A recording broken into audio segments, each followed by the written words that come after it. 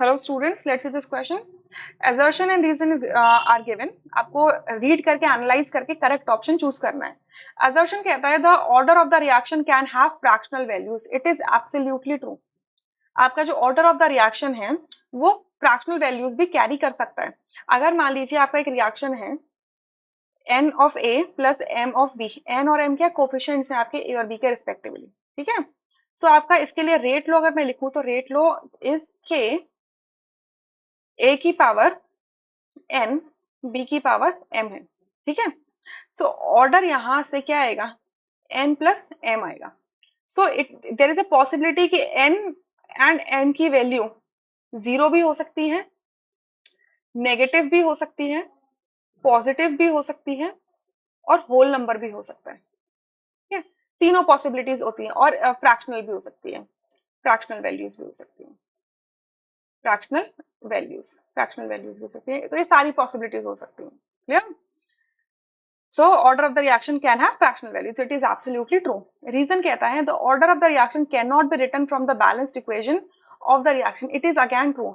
ये एक क्या है, हाइपोथेटिकल रिएक्शन है. तो ये हाइपोथेटिकल रिएक्शन के लिए हम ये अज्यूम कर लेते हैं कि ये एलिमेंट्री रिएक्शन होगी, यानी कि ऐसी रिएक्शन जो सिंपल रिएक्शन जो वन स्टेप में हो जाती हैं वही होगी. तो उसके लिए हम रेट लॉ इस तरीके से लिख सकते हैं, उनकी स्टोइचियोमेट्रिक कोफिशिएंट को ही उनकी ऑर्डर मान के, रिस्पेक्टिव ऑर्डर मान के कर सकते हैं.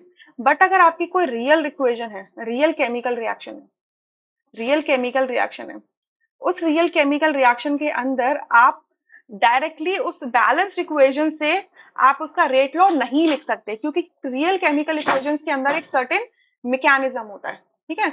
उस मैकेनिज्म के अंदर आपके डिफरेंट टाइप के स्टेप्स हो सकते हैं, मे बी स्लो हो, कोई फास्ट हो, कहीं पर इक्विलिब्रियम में आ रहा हो, इक्यूएम मतलब इक्विलिब्रियम, कहीं पर बहुत स्ट्रॉन्ग रैपिड इक्विलिब्रियम हो.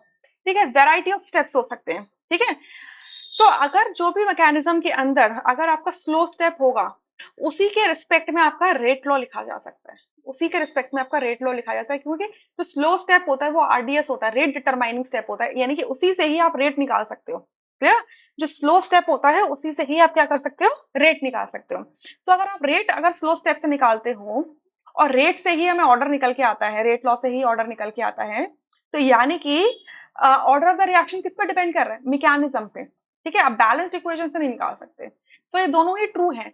बट यहाँ पर ये लिखना कि आपका जो रीजन है वो असर्शन को जस्टिफाई नहीं कर रहा. रीजन भी करेक्ट है, असर्शन भी करेक्ट है, बस रीजन जो है वो करेक्ट एक्सप्लेनेशन नहीं है असर्शन का. इस वजह से बी ऑप्शन यहाँ से करेक्ट होगा, rest options are incorrect. Assertion का जो एग्जैक्ट रीजन हो सकता था, मे बी कोई रिएक्शन हो सकती थी जिसमें आप वैल्यू कैलकुलेट करके देख सकते थे. बट यहाँ पर तो ये दोनों ही क्या है, ऑर्डर के दो डिफरेंट प्रॉपर्टीज हैं. Right. I hope you understood this question. Thank you.